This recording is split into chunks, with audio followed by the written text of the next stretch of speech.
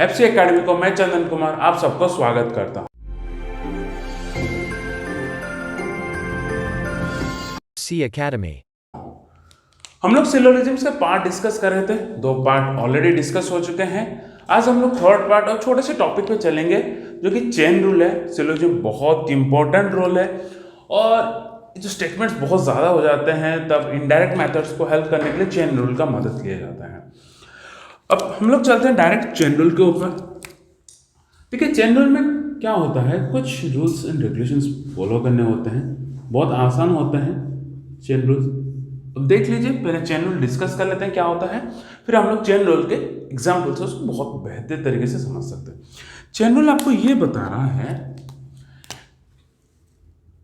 कि अगर मान लीजिए हम लोग के पास 3 स्टेटमेंट है, स्टेटमेंट 1, स्टेटमेंट 2, स्टेटमेंट 3, यानी कि 3 कथन है, कथन 1, कथन 1, कथन 2, कथन 3। अगर पहले और दूसरे से कोई कंक्लूजन मिल रहा है, पहले स्टेटमेंट और दूसरे स्टेटमेंट से हमें कोई कथन मिल रहा है, मतलब कंक्लूजन मिल रहा है, निष्कर्ष निकल रहा है, दूसरे और तीसरे से भी कुछ निष्कर्ष मिल रहा है, तब हम लोग ये बोल सकते हैं कि पहले और तीसरे में भी आपको कंक्लूजन मिल जाएगा। क्लियर बात यहाँ तक सबको? चेन रूल क्या बता रहा है, पहले और दूसरे में अगर कोई कंक्लूजन निकल रहा है और दूसरे और तीसरे में भी कंक्लूजन निकल रहा है, तो पहले और तीसरे में भी हम लोग के पास एक कंक्लूजन निकल के आ जाए। दूसरे में ये बता रहा है सेम कि अगर पहले और दूसरे में से कोई भी निष्कर्ष नहीं निकल रहा है और दूसरे और तीसरे में अगर निष्कर्ष निकल रहा है, तो पहले और तीसरे में हम लोग क्या कर सकते हैं, कोई भी निष्कर्ष निकाल नहीं सकते। क्लियर बात? तो क्या बोल रहे हैं, पहले और दूसरे में से अगर कोई निष्कर्ष, कोई कंक्लूजन नहीं निकल रहा है और दूसरे और तीसरे में कोई भी डेफिनेट कंक्लूजन नहीं है, तो पहले और तीसरे में कोई भी डेफिनेट कंक्लूजन फॉलो नहीं करेगा। तीसरी कंडीशन की बात कर लेते हैं। तीसरे में आपको यह बता रहा है, अगर सेम वहां पर 3 स्टेटमेंट्स होंगे, पहले और दूसरे में आपको कंक्लूजन मिल रहा है, पहले और दूसरे में आपको कंक्लूजन मिल रहा है, तो दूसरे और तीसरे में अगर कोई कंक्लूजन नहीं मिल रहा है, तो पहले और तीसरे में भी कोई कंक्लूजन्स नहीं मिलेंगे। क्लियर बात है आप सबको? फोर्थ जो कंडीशन है हम लोगों के पास, फोर्थ कंडीशन ये बता रहा है कि फर्स्ट, सेकंड, थर्ड पे पहले और दूसरे से अगर कोई भी निष्कर्ष नहीं निकल रहा है, दूसरे और तीसरे में अगर भी कोई निष्कर्ष नहीं निकल रहा है, तो पहले और तीसरे में भी कोई निष्कर्ष नहीं निकल सकता। क्लियर हो? तो पहले रूल्स पे क्या बताया गया, पहले जो रूल है, पहले और दूसरे में निष्कर्ष निकल रहा है, कंक्लूजन निकल रहे हैं, दूसरे और तीसरे में डेफिनेट कंक्लूजन निकल रहे हैं, तो पहले और तीसरे में भी कंक्लूजन निकल जाएंगे। क्लियर? पहले दूसरे में कंक्लूजन नहीं निकल रहा है, दूसरे और तीसरे में कोई भी कंक्लूजन निकल रहा है, तो हम लोग बोल सकते हैं पहले और तीसरे में कोई कंक्लूजन नहीं निकलेगा।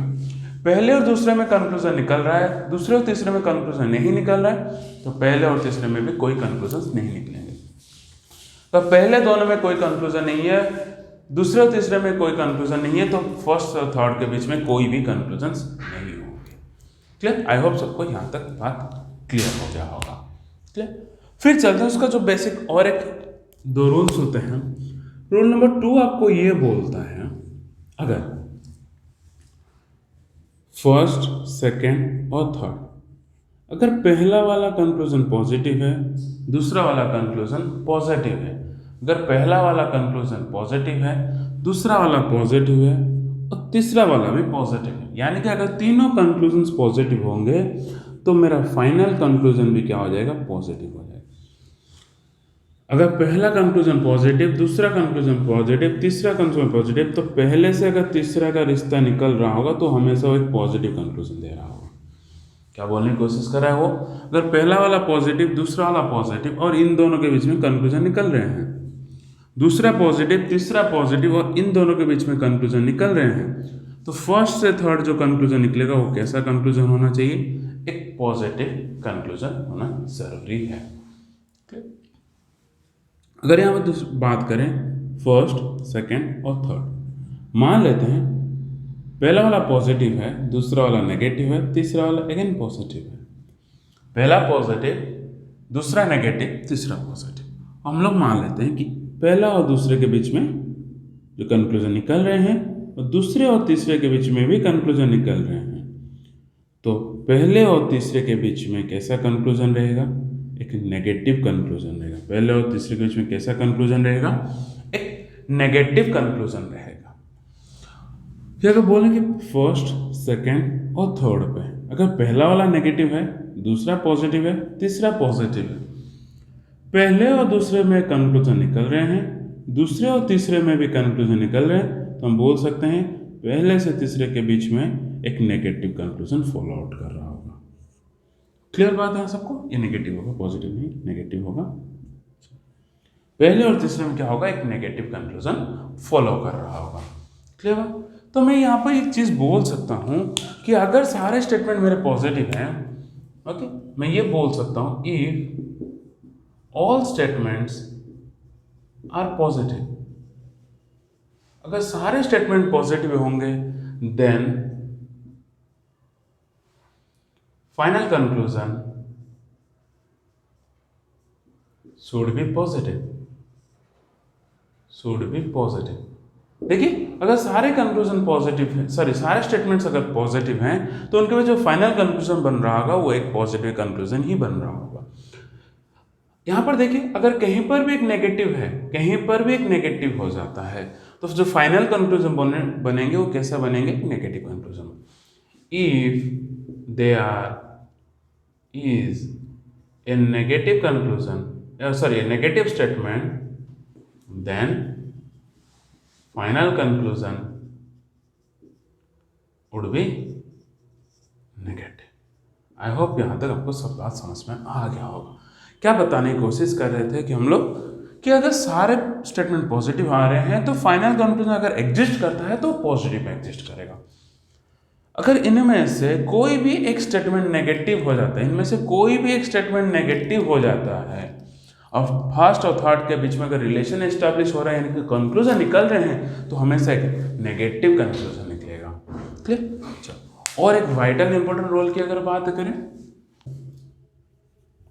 फर्स्ट, सेकंड और थर्ड, मान लेते हैं कि पहले वाला पॉजिटिव है और दूसरा और तीसरा नेगेटिव है।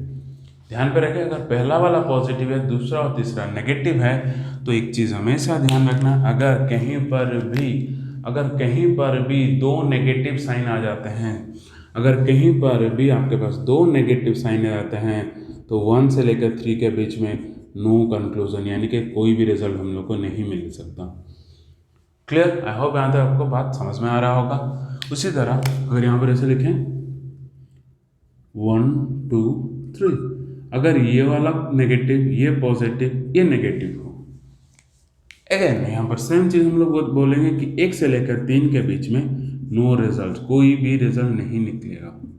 यहाँ पर कोई भी रिजल्ट नहीं निकलेंगे। अगर हम ऐसे बोले 1 2 3, ये नेगेटिव, ये नेगेटिव, ये पॉजिटिव, तब भी हम लोग बोलेंगे कि 1 और 3 के बीच में नो रिजल्ट, कोई भी रिजल्ट नहीं निकलेगा। क्लियर? कोई भी रिजल्ट नहीं निकलेगा। यानी कि हम लोग ये बोल सकते हैं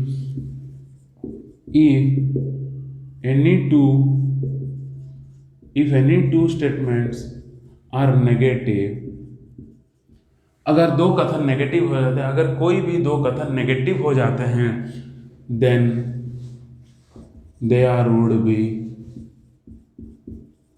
no conclusion। अगर दो कथन नेगेटिव हो जाते हैं तो उनके बीच फाइनल जो निष्कर्ष निकलेगा, उनके ऊपर कोई भी कंक्लूजन हम लोग निकाल सकते, कोई भी फाइनल कंक्लूजन हम लोग बोल नहीं सकते। क्लियर? जितने कंक्लूजन निकले नो रिजल्ट आ रहा होगा, नो, हम लोग फर्स्ट, पहले और तीसरे में कोई भी रिजल्ट नहीं निकलेगा। तो आई होप ये सारे रूल्स आपको क्लियर हो गए। बहुत ईजी रूल्स था। एक एग्जाम्पल लेते हैं और एग्जाम्पल हम इसको और अच्छे तरीके से समझते हैं।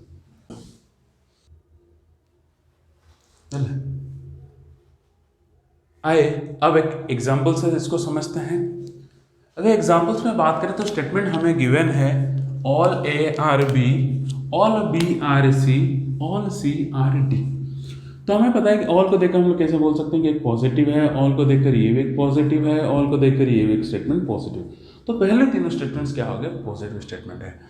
अगर ऑल है मतलब ए टाइप में वैल्यू क्या होता था? 150, 150, 150, 150, बहुत बढ़िया।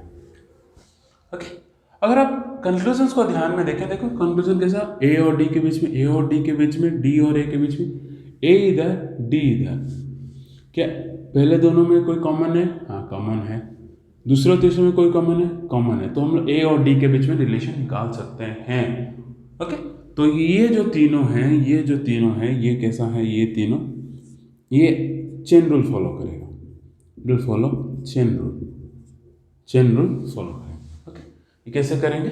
चेन रूल फॉलो करेंगे। तो किससे बना है? 1+3 से बना है। क्या पहले और तीसरे के बीच में रिलेशन निकालने के लिए बोला। और यहाँ पर देखिए ए और बी, बी और ए और बी, बी और ए, तो ये कैसा है? ये डायरेक्ट है, this is direct only from one, एक ही स्टेटमेंट, पहले स्टेटमेंट से बन जाएगा। और बी और सी, सी और बी, तो ये भी डायरेक्ट है, ये डायरेक्ट है, और ये only conclusion, sorry statement number 2 से। सी और डी और सी, ये भी डायरेक्ट है, इट्स अगेन डायरेक्ट, एक स्टेटमेंट 3 से बन जाता है। क्लियर? आई होप यहाँ तक आप समझ गए होंगे। अब आगे चलते हैं, पहले इन डायरेक्ट को सॉल्व कर लेते हैं, फिर हम लोग चेन रूल की बात करें। और डायरेक्ट की अगर बात करें, चलिए डायरेक्ट में, ये डायरेक्ट स्टेटमेंट 1 से बना है। स्टेटमेंट 1 में वैल्यू कितना है? 150, तो 100 पे तो चेक करना ही नहीं। अगर इनकम 100 है तो 50 भी खर्चा कर सकता है, 100 भी खर्चा, तो हमें 100 का चेक ही नहीं करना। चेक किस पे करेंगे? जिसका इनकम 50 हो। तो यहाँ पर बी का इनकम कितना है? 50 है। देखिए यहाँ पर बी का इनकम सम है, सम यानी कि पॉजिटिव वाला स्टेटमेंट होगा, और बी का इनकम 50 है। तब ये इनकम 50 कर रहा है तो खर्चा 50 कर सकता है, कोई दिक्कत नहीं। यहाँ पर सम है लेकिन ये पॉजिटिव है, इसमें इनकम कितना है? 50, ये भी 50 खर्चा कर सकता है, कोई जरूरत नहीं। और ये डायरेक्ट 2 से है, स्टेटमेंट 2 पे देखिए बी का इनकम कितना है? 100, 100 के ऊपर खर्चा चेक ही नहीं करना। सी का इनकम कितना है? 50, फिर सी के ऊपर चेक करेंगे। सम है, पॉजिटिव है, सी के ऊपर इनकम 50, तो खर्चा कर सकता है, कोई दिक्कत, सही हो जाएगा। सम है, पॉजिटिव है, सी के ऊपर खर्चा 50, तो ये भी सही हो जाएगा, कोई दिक्कत नहीं। फिर some C are D, sorry all C are D, यहाँ पर सी के ऊपर वैल्यू कितना है? 100, खर्चा चेक करने की जरूरत ही नहीं है। डी का इनकम कितना है? 50, तो इस पे खर्चा चेक करना पड़ेगा। तो यहाँ पर डी का सम है, सम यानी कि पॉजिटिव होगा, डी का वैल्यू कितना हो जाए? 50, तो खर्चा कर सकता है, कोई दिक्कत नहीं। यहाँ पर सम है, स्टेटमेंट अगेन पॉजिटिव, डी का वैल्यू कितना है? 50, तब भी खर्चा कर सकता है, कोई दिक्कत नहीं। तो ये सारे तो सही हो गए। अब देखते हैं चेन रूल की बात लेते हैं। क्या हम लोग ए और पहला स्टेटमेंट और दूसरा स्टेटमेंट, ए और सी के बीच में रिश्ता निकाल सकते हैं? जरूर निकाल सकते हैं। कॉमन टर्म है, यहाँ पर भी कॉमन टर्म, तो कॉमन टर्म काट दीजिए। तो कॉमन टर्म के ऊपर वैल्यू 100 भी होना जरूरी है, वैल्यू 100 है। लास्ट क्लास हम लोग देखे थे, तो इन दोनों के मिलकर क्या रिजल्ट आ जाएगा? एक पॉजिटिव रिजल्ट आ जाएगा। सी और सी वैल्यू 100 है, कोई कॉमन टर्म में वैल्यू 100 है, हाँ इस पर 100 है, तो इसको भी काट दो। तो इन दोनों को मिलाकर ये भी कैसा हो जाएगा? एक पॉजिटिव स्टेटमेंट हो जाएगा। तो फाइनल जो रिजल्ट आना चाहिए वो हम लोग के पास पॉजिटिव, यानी कि ए और डी के बीच में जितने भी रिलेशन हैं वो पॉजिटिव होना चाहिए। देखिए ऑल पॉजिटिव है, कोई दिक्कत नहीं, सही भी हो सकता है, गलत भी हो सकता है। सम सही भी हो सकता है, गलत है, पॉजिटिव है, सम पॉजिटिव। अगर यहाँ पर कोई भी नेगेटिव वाला टर्म देता, कोई भी नेगेटिव कंक्लूजन दे देता, तो आंख बंद कर उसको गलत कर लेते, कि फाइनल कंक्लूजन ए और डी के बीच में हमेशा पॉजिटिव होना चाहिए था, नेगेटिव होने की कोई चांस नहीं था। अब चेक करते हैं। ए के ऊपर इनकम कितना है? 100, डी के ऊपर इनकम 50। ए के ऊपर इनकम 100 है तो 50 भी खर्चा कर सकता है, 100 भी, तो उसको चेक करने की जरूरत है। डी का इनकम 50 है तो इसको चेक करने की जरूरत है। ऑल है यानी कि ये 100, ये 50, कोई दिक्कत। तो इनकम 50, खर्चा 50, आराम से कर सकता है, कोई दिक्कत नहीं। सम है, इनकम 50, अगेन इनकम 50, खर्चा 50 कर सकता है, कोई दिक्कत नहीं। सम है 50, यहाँ पर भी कितना हो जाएगा? इनकम 50, खर्चा 50, ये भी सही हो जाएगा। यानी कि जितने भी सारे कंक्लूजन थे ये पूरा का पूरा सारे कंक्लूजन्स करेक्ट कंक्लूजन्स थे। आई होप यहाँ तक आप सबको क्लियर हो गया होगा। आइए अब एक नेक्स्ट एग्जाम्पल देख लेते हैं। नेक्स्ट एग्जाम्पल हम लोग के पास है all cats are dog, all dogs are reds, non reds are bats. और यहाँ पर कुछ लगभग 18 कंक्लूजन्स दिए गए, बहुत कंक्लूजन्स हैं, हालांकि एग्जाम हॉल में आपको इतने कंक्लूजन्स नहीं देंगे, ओके, 1 या 2 कंक्लूजन्स होते हैं और उसके ऊपर आपको कमेंट्स करने होते हैं।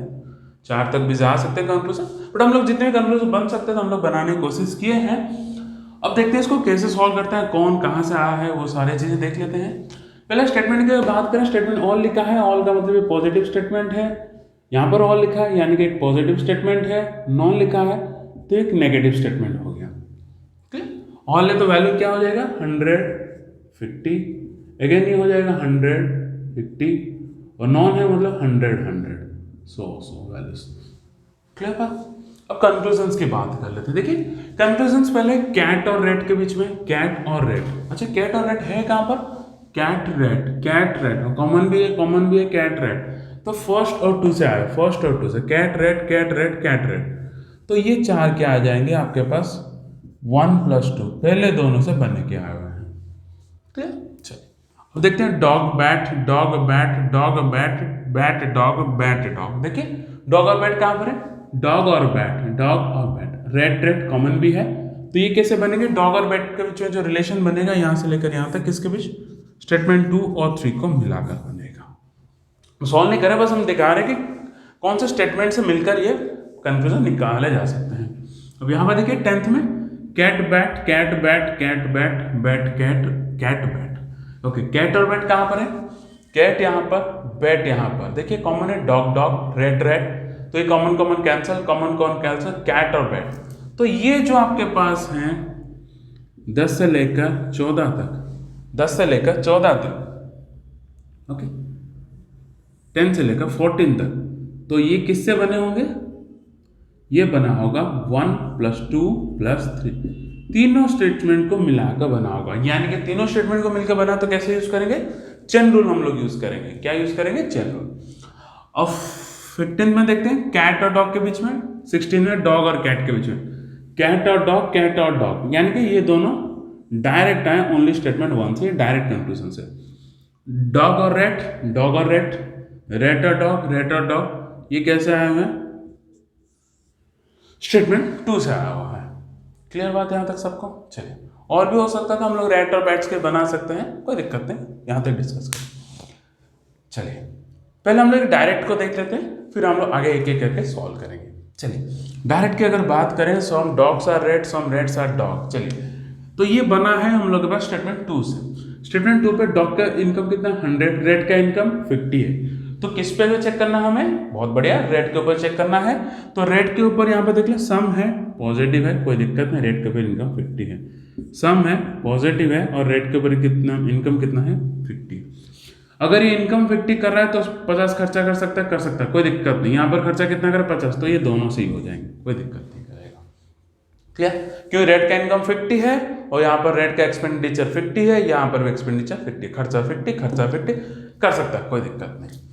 अब इस पर आते हैं 15 और 16 की बात करें, तो ये स्टेटमेंट 1 से बनकर रहा है। स्टेटमेंट 1 की अगर बात करें, स्टेटमेंट 1 में कैट के ऊपर इनकम कितना है 100, डॉग का इनकम 50।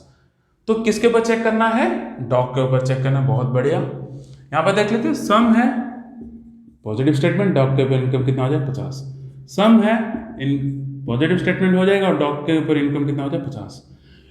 इनकम 50 कर रहा है, डॉग 50 खर्चा कर सकता है, यहाँ पर भी 50 खर्चा कर सकते हैं। देखिए यहाँ पर डॉग का वैल्यू 50, यहाँ पर भी डॉग का वैल्यू 50 आ गया, यानी कि ये दोनों भी करेक्ट हो जाएंगे, क्योंकि इनकम 50, एक्सपेंडिचर 50, कोई दिक्कत नहीं, इजीली कर ले। सो कहता चेक ही नहीं करना हम लोगों को, फिर चलते हैं, इसको बाद में करेंगे, पहले ये आ जाते हैं।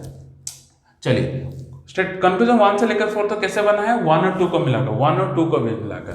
चलिए 1 और 2 के बीच में कोई कॉमन टर्म है, देखिए कैट और रेट के बीच में निकालना, कोई कॉमन टर्म है, हाँ डॉग है कॉमन टर्म है। क्या उन कॉमन टर्म में कोई वैल्यू 100 है, हाँ डॉग के ऊपर एक वैल्यू 100 है, डॉग के ऊपर वैल्यू 100 है, तो हम लोग अब कैट और रेट के बीच में कंक्लूजन निकाल सकते हैं। कैसे कंक्लूजन, ये पॉजिटिव, तो फाइनल कंक्लूजन भी कैसा होगा, पॉजिटिव वाला होना चाहिए। फाइनल कंक्लूजन क्या हो जाएगा, पॉजिटिव, यानी कि कैट और रेट के बीच में कैसा कंक्लूजन होगा, पॉजिटिव। देखिए ऑल पॉजिटिव है, सम पॉजिटिव है, बहुत। अगर कुछ भी नेगेटिव होता तो वो सीधा गलत हो जाता, क्योंकि इन दोनों के बीच में कैसा कंक्लूजन एग्जिस्ट करेगा, पॉजिटिव कंक्लूजन एग्जिस्ट करेगा। क्लियर, तो ये सारे के सारे पॉजिटिव है, तो अब चेक करना पड़ेगा। देखिए कैट का भी इनकम कितना है 100, रेट का भी इनकम कितना है 50। कैट का तो चेक ही नहीं करना, हमें तो रेट का चेक करना है, रेट का इनकम कितना है 50 है। चलिए देखते हैं कि वो खर्चा 100 तो नहीं कर रहा है। देखिए यहाँ पर रेट का खर्चा कितना हो गया 50, कर सकता है, कोई दिक्कत नहीं। ऑल है तो रेट का इनकम कितना हो जाएगा, रेट का वैल्यू कितना हो जाएगा 100 हो जाए। अरे तेरी तो यहाँ पर तो रेट का इनकम 50 था और यहाँ पर रेट का इनकम एक्सपेंडिचर 100 हो गया, तो ये कर नहीं पाएगा। जो 50 इनकम कर रहा है सिर्फ 50 ही खर्चा कर सकता है, 100 तो कर ही नहीं सकता। चलिए फिर देखते हैं, सम है, रेट का खर्चा कितना हो जाएगा 50, कोई दिक्कत नहीं, इजीली कर लेगा। यहाँ पर सम है, रेट का खर्चा कितना हो जाएगा 50, ये भी इजीली कर लेगा, कोई दिक्कत नहीं। तो दूसरा वाला गलत हो गया, बाकी सारे के सारे सही हो जाएंगे। चलिए कंक्लूजन 5 से लेकर 9 तक, 5 से लेकर 9 तक कैसा बना है, 2 और 3। चलिए 2 और 3 के बीच में, डॉग और बैट के बीच में, डॉग और बैट के बीच में कोई कॉमन टर्म है? हाँ, रेट एक कॉमन टर्म है, रेट एक कॉमन टर्म है। उनके बीच में कोई वैल्यू 100 है, किसी के ऊपर रेट के ऊपर कहीं पर 100 है, हाँ 100 है, तो अब डॉग और बैट के बीच में रिलेशन बन सकता है, डॉग और बैट के बीच में रिलेशन बन सकता है। कैसे रिलेशन बने? ये पॉजिटिव, दूसरा नेगेटिव, तो फाइनल कंक्लूजन क्या हो जाएगा, उनके बीच में नेगेटिव होगा। कैसा होगा? नेगेटिव होगा। बहुत बढ़िया। चलिए अब देखते हैं, ऑल पॉजिटिव हो गया, नन नेगेटिव हो गया, सम नॉट नेगेटिव हो गया, some not negative, non negative. बहुत बढ़िया। देखिए 2 और 3 में फाइनल कंक्लूजन क्या निकलने वाला था? नेगेटिव निकलने वाला था। देखिए यहाँ पर ऑल है, पॉजिटिव है, तो ये गलत हो जाए, चेक ही नहीं करना, सीधा सीधा तो गलत हो ही गया। अब देखते हैं, चलिए बहुत बढ़िया।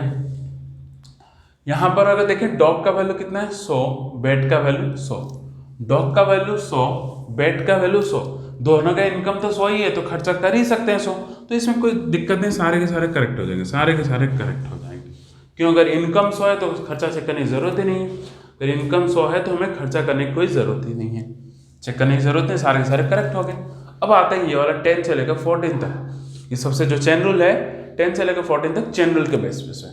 चलो चेन रूल में, चलो बढ़िया, चेन रूल की बात कर लेते हैं। देखिए पहले और दूसरे में रिश्ता निकल सका, हाँ निकला, कॉमन टर्म था तो पहले और दूसरे में रिलेशन निकाल सकते हैं, कोई दिक्कत नहीं। यहाँ पर भी कॉमन टर्म था तो दूसरे और तीसरे के बीच में भी रिलेशन निकल गया, कोई दिक्कत नहीं है। तो पहले दिनों में रिलेशंस कैसा निकला? पॉजिटिव। दूसरे और तीसरे में कैसा निकला? नेगेटिव। तो पॉजिटिव और नेगेटिव फाइनल कैसे निकलेगा रिजल्ट इनके बीच? नेगेटिव होना चाहिए। फाइनल जो कंक्लूजन होना चाहिए कैसा होना चाहिए? नेगेटिव होना चाहिए। देखिए नॉन है नेगेटिव, कोई दिक्कत नहीं, नॉन है नेगेटिव, कोई दिक्कत नहीं, सम नॉट अगेन नेगेटिव, यहाँ पर some not again negative, all है तो ये पॉजिटिव हो गया। देखिए फर्स्ट और थर्ड के बीच में फाइनल कंक्लूजन कैसा होना चाहिए था? नेगेटिव का होना चाहिए था। देखिए यहाँ पर ऑल लिखा है पॉजिटिव कंक्लूजन, तो ये चुपचाप गलत कर देंगे, कोई दिक्कत नहीं, यहाँ पर कोई दिक्कत नहीं करेगा। क्लियर बात? चलिए अब देखते हैं, हमें किसके पास कैट, कैट के ऊपर इनकम कितना है? 100 है। बैट के ऊपर इनकम कितना है? 100 है। अगर दोनों इनकम 100 करा, खर्चा चेक करने की जरूरत ही नहीं है, तो सारे के सारे खर्चा कर देंगे। देखिए यहाँ पर भी 100 होगा, 100, यहाँ पर भी 100, यहाँ पर भी 100। अभी तो बताया, लास्ट वीडियोस में हम लोग बताए थे कि अगर इनकम 100 है तो एक्सपेंडिचर चेक करने की कोई ज़रूरत नहीं, तो ये सारे क्या हो जाएंगे? सही हो जाएंगे, सारे क्या हो जाएंगे? सही हो जाएंगे। आज के लिए इतना, थैंक यू।